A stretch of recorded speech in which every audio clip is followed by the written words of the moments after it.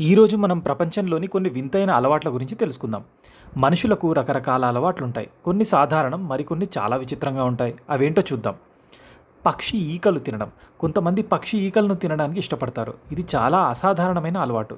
దీనిని పికా అని పిలుస్తారు. పికా అనేది తినడానికి అనర్హమైన వస్తువులను తినే రుగ్మత. వెంట్రుకలు తినడం. ఇంకొక వింత అలవాటు వెంట్రుకలు తినడం. ఇది కూడా పీకాలో భాగమే. అలా వెంట్రుకలు తినడం వల్ల కడుపులో వెంట్రుకల ముద్దలు ట్రైకోబెజార్స్ ఏర్పడి ఆరోగ్య సమస్యలకు దారితీస్తుంది. మట్టి తినడం. ప్రపంచంలోని కొన్ని ప్రాంతాల్లో, ముఖ్యంగా గ్రామీణ ప్రాంతాల్లో ప్రజలు మట్టి తినే అలవాటును కలిగి ఉంటారు. దీనిని జియోఫాగియా అని అంటారు. కొన్నిసార్లు ఇది పోషకాహార లోపం వల్ల కూడా కావచ్చు. గోర్లు తినడం అంటే ఓనికోఫాగియా చాలామందిలో కనిపించే ఒక సాధారణ అలవాటు. ఇది ఒత్తిడి, ఆందోళన లేదా బోర్గా ఉన్నప్పుడు చేసే పని. చాలామందికి ఇది పెద్ద సమస్య కాకపోయినా కొందరికి తీవ్రమైన గోర్లు మరియు చర్మ సమస్యలకు దారితీస్తుంది.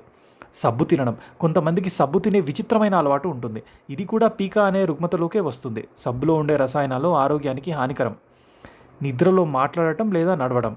చాలామందికి నిద్రలో మాట్లాడే అలవాటు లేదా నడిచే అలవాటు ఉంటుంది. దీనిని పారాసామ్నియా అని అంటారు. ఇది నిద్ర రుగ్మతలకు సంబంధించినది.